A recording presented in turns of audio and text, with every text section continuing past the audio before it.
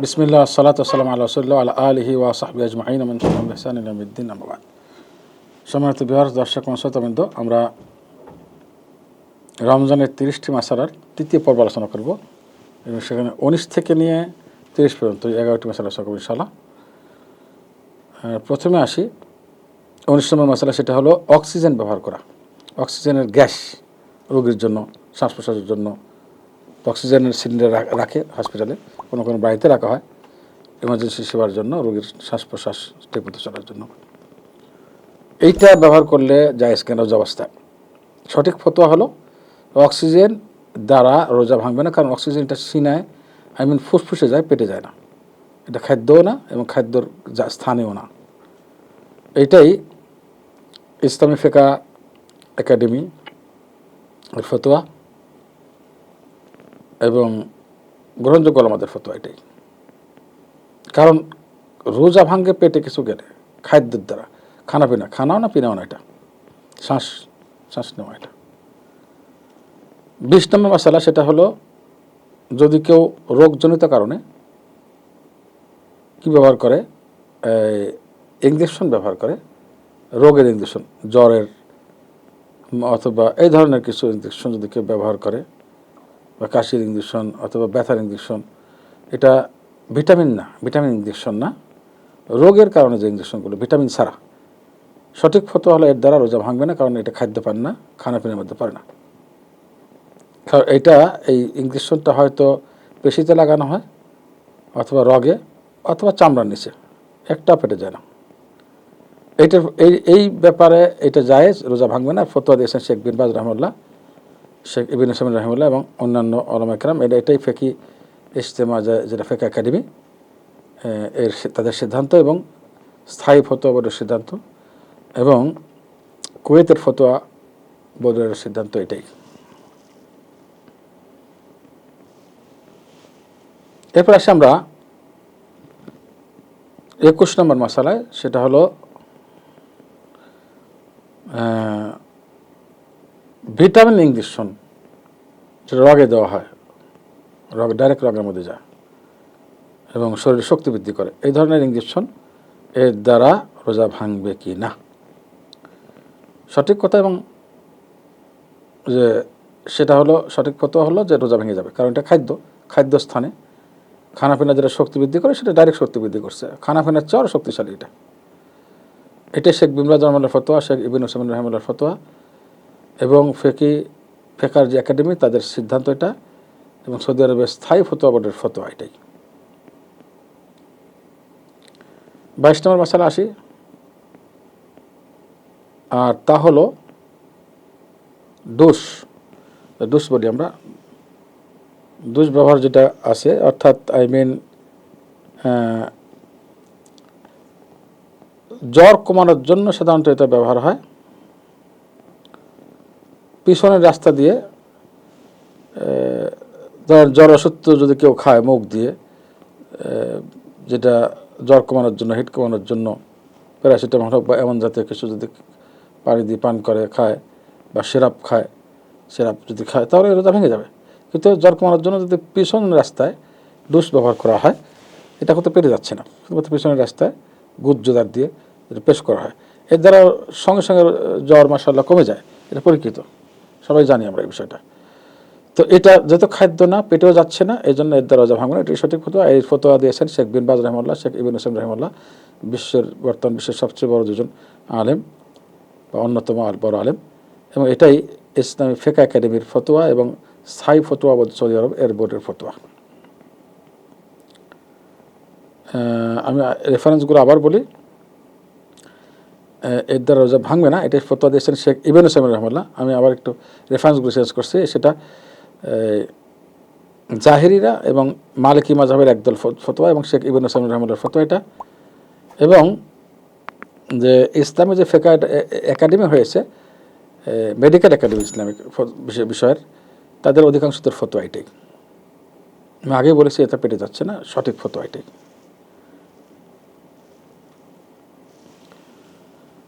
23 নম্বর মাসালা আসে, সেটা হলো যদি কখনো কখনো চিকিৎসার জন্য যারা স্ট্রোক করে বা এই ধরনের রোগী যারা আছে তাদের এই রগের ভিতর দিয়ে এক ধরনের কি ঢোকানো হয়,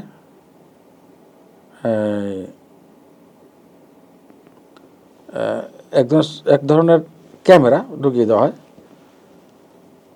আর কখনো কখনো ওষুধ দিয়ে দেওয়া হয় সেখানে, কখনো কখনো সেলাইন, মূত্রদ্বারে সেলাইন ঢুকিয়ে এটা ক্লিয়ার করার জন্য, অথবা এগুলি দেওয়া হয় এই জন্য যে যেন এর যেটা আলট্রাসাউন্ড আসবে, ফটো করতে হবে, আলট্রাসাউন্ড ক্লিয়ার হওয়ার জন্য এগুলো ব্যবহার করা হয় সাধারণত। তো এগুলোর বিধান কি, এগুলো কি যায়, রোজা ভাঙবে না ভাঙবে না এর দ্বারা? সঠিক ফতোয়া হলো, যদি এই রোজাদারদের পেশাবের রাস্তায় কোনো পাইপ ঢোকানো হয়, ওই যে বললাম হয়তো এক্সরে করতে হচ্ছে, এক্সরে করার জন্য সুবিধা হবে, এটা ক্লিয়ার হয়, অথবা এক ধরনের তেল ঢোকানো হয় পেশাবের রাস্তায়, বা পদার্থ, তরল পদার্থ, এর দ্বারা রোজা ভাঙবে না। এবং এইটাই জমহুর অধিকাংশ আমাদের ফতোয়া, হানাফি মাযহাব, মালিকি এবং হাম্বলি মাযহাবের ফতোয়া। কারণ এটা পেটে যাচ্ছে না, রোজা ভাঙার কোনো কারণে নেই এখানে। আরেকটা যেটা নাকি বললাম, রগের ভিতর দিয়ে যে কি ঢোকানো হয়, এক ধরনের এই ক্যামেরা, ছোট্ট ক্যামেরা, একবার খুব সূক্ষ্ম, যদি ঢোকানো হয়, বা সেখানে যদি ওষুধ দেওয়া হয়, অথবা কোনো তরল পদার্থ দেওয়া হয়, অথবা সেলাইন ঢোকানো হয় পেশাবের রাস্তাকে ক্লিয়ার করার জন্য, পরিষ্কার ধৌত করার জন্য, সেখানে ইয়েটা ভালো আসার জন্য, এক্সরেটা ভালো আসার জন্য। হ্যাঁ, তো এইসব বিষয়গুলোর ব্যাপারে সঠিক ফতোয়া হলো রোজা ভাঙবে না। কারণ হলো এগুলো পেটে যাচ্ছে না এবং খাদ্যের স্থানেও না, খাদ্যের মতোও না, খাদ্যপানও না। এইটাই ফতোয়া হলো ফেকা একাডেমি, যে এটারই তাদের সিদ্ধান্ত এইটাই, ইসলামী ফেকা একাডেমি, আন্তর্জাতিক ফেকা একাডেমির সিদ্ধান্ত এইটা, এবং এটাই সঠিক ফতোয়া, কারণ এটা খাদ্য না, পেটেও যাচ্ছে না। 24 নম্বর মশালা হলো যে মহিলাদের যৌনাঙ্গে যদি ওষুধের ফোঁটা দেওয়া হয়, কোনো চিকিৎসার জন্য, অথবা অর্থাৎ এটা দেওয়া হচ্ছে এই জন্যই, বা অন্য কোনো পদার্থ ঢোকানো হচ্ছে যে এক্সরেটা ক্লিয়ার করার জন্য, এক্সরেটা পরিষ্কার আসার জন্য, এইসব ক্ষেত্রে রোজা ভাঙবে কিনা? একই ফতোয়া পুরুষদের ব্যাপারে যে ফতোয়া, মহিলাদের ব্যাপারে একই ফতোয়া, এর দ্বারা রোজা ভাঙবে না, কারণ এটা পেটে যাচ্ছে না এবং এটা খাদ্যপানও না, চিকিৎসা মাত্র, শুধুমাত্র এক্সরেটাকে ক্লিয়ার করার জন্য এগুলো ব্যবহার করা হয়। এইটাই হলো ইসলামী ফেকা একাডেমি, আন্তর্জাতিক ফেকা একাডেমির সিদ্ধান্ত, এবং এটাই সঠিক ফতোয়া। এবং আধুনিক যুগের যে মেডিকেল সায়েন্স আছে, সেটা হলো যে মহিলাদের হোক আর পুরুষদের হোক, পেটের সঙ্গে এই অঙ্গগুলোর, অর্থাৎ যৌন অঙ্গদের, পুরুষ হোক অথবা মহিলা হোক, মহিলাদের এদের সঙ্গে কোনো কানেকশনও নেই, পেটে যাওয়ার প্রশ্নই আসতে পারে না, এটা সায়েন্স প্রমাণ করেছে। যেমন নাকে দিলে পেটে যায়, ওখানে দিলে, লজ্জাস্থানে দিলে ওষুধ ব্যবহার করলে বা এই ধরনের চিকিৎসা করলে কোনো রকম সমস্যা হয় না, পেটে আসে না, বা পেটের সঙ্গে লিঙ্কও নেই এর। সুতরাং রোজা ভাঙার প্রশ্ন আসবে না, এইটাই হলো সঠিক ফতোয়া। আমরা 25 নম্বর মাসালা আসি। এটা আমরা সবাই জানি, তবু অনেকে বিষয়গুলো জানা নেই। সেটা হলো রোজা অবস্থায় মাজন ব্যবহার করা, অর্থাৎ এই পেস্ট ব্যবহার করে এটাকে মিসওয়াক করা অথবা ব্রাশ করা, এর দ্বারা রোজার ক্ষতি হবে কিনা, মাকরুহ হবে কিনা, জায়েজ কিনা? সঠিক ফতোয়া হলো জায়েজ, বেশি ব্যবহার না করে অল্প দিবে, তবে শর্ত হলো যেন এটা গলার মধ্যে পেটে না যায়, সাবধান ব্যবহার করবে এবং পরে কুলি করে সব ফেলে দিবে, মুখের দুর্গন্ধ দূর হবে। রোজার মধ্যে যে দুর্গন্ধ আল্লাহ পছন্দ করেন, সেটা মুখের দুর্গন্ধ না, অপরিষ্কার মুখের দুর্গন্ধ, সেটা হলো পেট থেকে যেটা আসে খালি পেট হওয়ার কারণে, সেটা পেট খালি হওয়ার কারণে, সেইটা যে আমি মিসওয়াক ব্যবহার করবো না, আমি ব্রাশ করবো না, দুর্গন্ধ আল্লাহ পছন্দ করে, এই দুর্গন্ধ আল্লাহ পছন্দ করে না, মানুষ পছন্দ করে না, মানুষের কষ্ট করে, জায়েজও নেই, নোংরা করে রাখা মুখের দুর্গন্ধ বের হয় না। পেট থেকে যেটা আসে সেটা মুখ পরিষ্কার রাখতে হবে। মনে রাখেন, ইসলাম এই ধরনের দুর্গন্ধ, অপরিষ্কার, অপরিচ্ছন্ন এগুলো পছন্দ করে না ইসলাম কখনো। আমি মুখ অপরিষ্কার রাখবো, বলবো যে ইসলাম, এটা ইসলাম না। কোনো আলেমের গ্রহণযোগ্য আলেমের ফতোয়া এটা না যে মুখ অপরিষ্কার রাখতে হবে। আচ্ছা, এইটার ব্যাপারে ফতোয়া দিয়েছেন বিশ্ব আলেম শেখ বিন বাজ রহমুল্লাহ, শেখ ইবনে হোসেন রহমুল্লাহ এবং ইসলামী ফিকহ একাডেমির ফতোয়া এটাই, আন্তর্জাতিক ফিকহ একাডেমি। এবার আসি 26 নম্বর মাসালায়, কানের ড্রপ ব্যবহার, চোখের ড্রপ ব্যবহার করলে কি রোজা ভাঙবে? সঠিক ফতোয়া হলে রোজা ভাঙবে না। এটার ব্যাপারে ফতোয়া দিয়েছেন হানাফি মাযহাবের উলামায়ে কিরাম, শাফি মাযহাবের উলামায়ে কিরাম এবং শেখ বিন বাজ এবং শেখ ইবনে হোসেন রহিমাহুল্লাহ। তারা হাম্বলি মাযহাব হওয়া সত্ত্বেও এবার নিজের মাযহাব হাম্বলি মাযহাবের ফতোয়া না দিয়ে হানাফি এবং শাফি মাযহাবের পক্ষে নিয়েছেন, অর্থাৎ ফতোয়া এটার দ্বারা রোজা ভাঙবে না, কারণ চোখের ড্রপ পেটে যায় না। আধুনিক বিজ্ঞান এবং মেডিকেল সায়েন্সের প্রমাণও তাই, তাদের সিদ্ধান্ত তাই যে চোখের সঙ্গে পেটের লিঙ্ক নেই, বরং নাকের সঙ্গে আসে। সুতরাং এর দ্বারা ভাঙবে না, কোনো সমস্যা নেই। অনেকে অ্যালার্জিতে ভোগে, সারাদিন চোখে কষ্ট পায়, ড্রপ দিতে যাবে না রমজানে না, আর অবশ্য রোজা অবস্থা অ্যালার্জি বেড়ে যায় কারো কারো, তো ওখানে ড্রপ ব্যবহার করতে কোনো সমস্যা নেই ইনশাআল্লাহ তাআলা।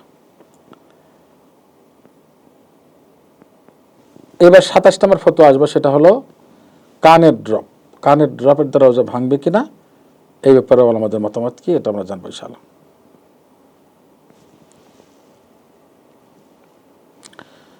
সাধারণত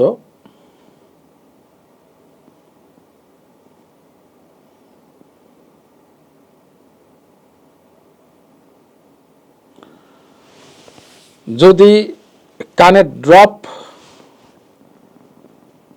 মানে বেশি আকারে কানে দেয়, কান থেকে যদি কোনোভাবে এইটা কোনো কারণে গলায় পৌঁছে যায়, সাবধান থাকতে হবে। প্রথম কথা, কান থেকে যদি গলায় পৌঁছে যায়, গলার মধ্যে এক ধরনের ওষুধের প্রভাব অনুভব করছে, ওই ক্ষেত্রে সাবধানতা হলো সঙ্গে সঙ্গে ওটা ফেলে দিতে হবে মুখ দিয়ে। গলা পৌঁছে গেলে থুতুর মধ্যে ফেলে দিতে হবে, ওটা যেন ঢোক গেলে পেটের মধ্যে না যায়, এটা হলো সতর্কতা। যদি পেটের মধ্যে না যায় তাহলে রোজা ভাঙবে না, রোজা সহি। আর যদি ওখানে কান থেকে কোনো কারণে গলায় হলকুমে গলার ভিতরে পৌঁছে যায় এবং ঢোক গেলে ফেলে পেটে চলে যায়, তাহলে ওই ক্ষেত্রে রোজা ভেঙে যাবে। এটা হলো ব্যাখ্যা। কারণ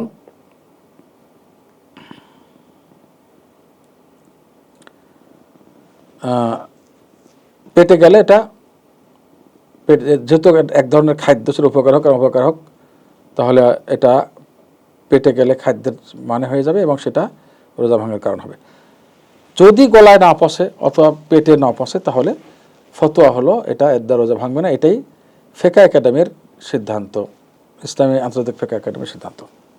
বারবার ইসলামিক ফিকহ একাডেমি বলছে, মজমা ফিকহ ইসলামী, এর সম্ভবত এর যেটা আমার ধারণা, এর যে হেড অফিস সেটা জিদ্দায়, অল বিশ্বের আলমারা থাকেন এখানে বিভিন্ন দেশ থেকে, এবং সৌদি আরব আলমারাও থাকেন। এরপর আমরা আসি 29 নম্বর ফতোয়ায়, তেল জাতীয় জিনিস শরীরে ব্যবহার করা এবং মলম জাতীয় জিনিস ব্যবহার করা, এর দ্বারা কি রোজা ভাঙবে না ভাঙবে না, প্রশ্ন এটা। তেল সমস্ত শরীরে ব্যবহার করা হয়, তাহলে শরীরের এই তেল কোনো ক্ষতিকর কিনা, সঠিক কথা না। তেল বা মলম, ওষুধের বিভিন্ন ব্যথার কারণে যে শরীরে বিভিন্ন জায়গাতে মলম ব্যবহার করা হয়, এগুলোর দ্বারা রোজার কোনো ক্ষতি হবে না, মাকরু হবে না, কিছুই হবে না, রোজা ভাঙবেও না। এটাই শেখুল ইসলাম ইবনে তাইমিয়া রহমাতুল্লাহ ফতোয়া, শেখ ইবনে হোসেন রহমাতুল্লাহ ফতোয়া এবং ইসলামী ফিকহ একাডেমির ফতোয়া এটাই, এই সিদ্ধান্ত এটাই। সুতরাং কোনো সমস্যা নেই তেল ব্যবহার করতে। আচ্ছা, আর একটা বিষয় যেটা মহিলাদের জন্য খুবই দরকার হয়, বা পাকদার যারা শেফ তাদের জন্য, যে প্রয়োজনে যে খানা পিনা চাকতে হয়, তরকারি চাকতে হয়, লবণ টেস্ট করতে হয়, স্বাদ চেক করতে হয়, তার একটা ডিউটি দায়িত্ব, ওই ক্ষেত্রে রোজার কোনো ক্ষতি হবে কি না। সঠিক যদি প্রয়োজন দেখা দেয়, তাহলে এই ক্ষেত্রে চাকতে পারে প্রয়োজনে, এতে কোনো সমস্যা নেই। যে লবণ বেশি না কম, অন্যান্য মশলা ঠিক আছে কিনা, অথবা তাকে কোনো খরিদ্দার খরিদ করবে, এখন পাকানো জিনিসটা এখন আজকাল অ্যাভেলেবল পাওয়া যায়, একটু খায় দেখতে চাই, কথা খাইতে না, একটু মুখে দিয়ে জিব্বা দিয়ে খায় না, আস্তাগফিরুল্লাহ, মুখে জিব্বা দিয়ে টেস্ট করবে লবণ টবণ ঠিক আছে কিনা, মশলা ঠিক আছে কিনা। এটা যদি প্রয়োজন হয় তাহলে কোনো সমস্যা নেই, রোজা ভাঙবে না। তবে এটা যেন গিলে না ফেলে, ওটা ফেলে দিবে, এটা ডাস্টবিনে ফেলে দিবে বা টিস্যুতে ফেলে জিব্বা মুছে এভাবে পরবর্তীতে কুলি করে ফেলবে। পানি দিয়ে মুখ এভাবে কুলি করে ফেলবে মুখ ধুয়ে, এবং জিহ্বাটাও টিস্যু পেপার দিয়ে মুছে নেবে, কোনো সমস্যা নেই এতে। এটাই অধিকাংশ আমাদের ফতোয়া, শাফি মাযহাব, হানাফি মাযহাব, হাম্বলি মাযহাবের ওলামাদের ফতোয়া। কিন্তু যদি প্রয়োজন না হয়, একটা মহিলা প্রতিদিন পাকা লবণ চেক করা দরকার, রমজান মাসের দিনের বেলা চেক করা দরকার আছে, দরকার নেই। প্রতিদিন যে পরিমাণে পাকা, বিশেষ করে মহিলারা, তাদের অনুমান হয়ে যায়, জানে কতটুকু দেয়। প্রয়োজন নেই, চাকবে না, না হলে মাকরু হবে রোজা, প্রয়োজন ছাড়া চাকলে। প্রয়োজন হলে চাকতে পারে, জায়েজ, মাকরু না। ওই যে পদ্ধতিগুলো অবলম্বন করতে হবে যেটা আমি উপরে বলেছি। আর প্রয়োজন ছাড়া একটা মাকরু হবে, এটা মনে রাখতে হবে। আর যে মশালাগুলো বললাম যে মাকরু, এ ব্যাপারে 4 মাযহাবের ফকিহদের মতানৈক্য, হানাফি, মালিকি, শাফি, হাম্বলি, যে প্রয়োজন ছাড়া এটা চাকলে মাকরু হবে। আরও কিছু মশালা বলি, 30টা মশলা শেষ হলো। আমি কিছু আনুষঙ্গিক মশালা বলি, যে রমজান মাসে যদি কেউ সারাদিন গোসল করে 10 বার 20 বার করে, পানিতে নেমে থাকে, অথবা পুকুরে নেমে আসে তার গরমের দিন, অথবা ভিজে গামছা দিয়ে থাকে, তবে আমাদের দেশে ফতোয়া দেয় এগুলো মাকরু হয়ে যায়, রোজা কি হয়ে যায়? মোটেই মাকরু হয় না, এটা জায়েজ, এটাতে কোনো ক্ষতি হয় না, মাকরু হয় না, কিছুই হয় না, এগুলো করতে পারে। আবার দেখা যাচ্ছে যে কেউ এই রোজার মাসে প্রয়োজন তাদেরকে কথা বলতে হয়, ফতোয়া দিতে হয়, মশালা জিজ্ঞেস করলে, বা প্রয়োজন ব্যবসা বাণিজ্যের ক্ষেত্রে হোক বা শরীয়তের ক্ষেত্রে হোক, তো এটা বলা যাবে যে তুমি বেশি কথা বলছো, তোমার রোজা মাকরু হয়ে গেছে, এসব কথা বলা যাবে না, এসব বাজে কথা, ভিত্তিহীন কথাবার্তা। তো আমরা আজকে যে আলোচনাগুলো করলাম রোজার 30টি মশালা নিয়ে, এটা কিছু নতুন মশালা অ্যাড আছে আমাদের ওয়েবসাইটে, রীতিমতো আমাদের ইউটিউব চ্যানেলে আধুনিক বিষয় নিয়ে 15টা বিষয়, আরও কিছু বিষয় আছে, 15টা মশালা আছে আমাদের ইউটিউব চ্যানেলে আছে, এবং এগুলো অন্যান্য জায়গাতেও পাওয়া যাবে। আমাদের এগুলো প্রচারও হচ্ছে আমাদের ফেসবুকে, সোশ্যাল মিডিয়া, যেগুলো আমাদের হোয়াটসঅ্যাপে গ্রুপে যারা আছেন, সেখান থেকে উপকৃত হওয়ার জন্য অনুরোধ করব। তো আমরা রোজার ব্যাপারে প্রত্যেক পর্বে আরও কিছু মশালা নিয়ে চতুর্থ পর্বে আলোচনা করব ইনশাআল্লাহ, এর পরবর্তী পর্বে ইনশাআল্লাহ বিইজনিল্লাহ তাআলা। আসসালামু আলাইকুম ওয়া রাহমাতুল্লাহি ওয়া বারাকাতুহু।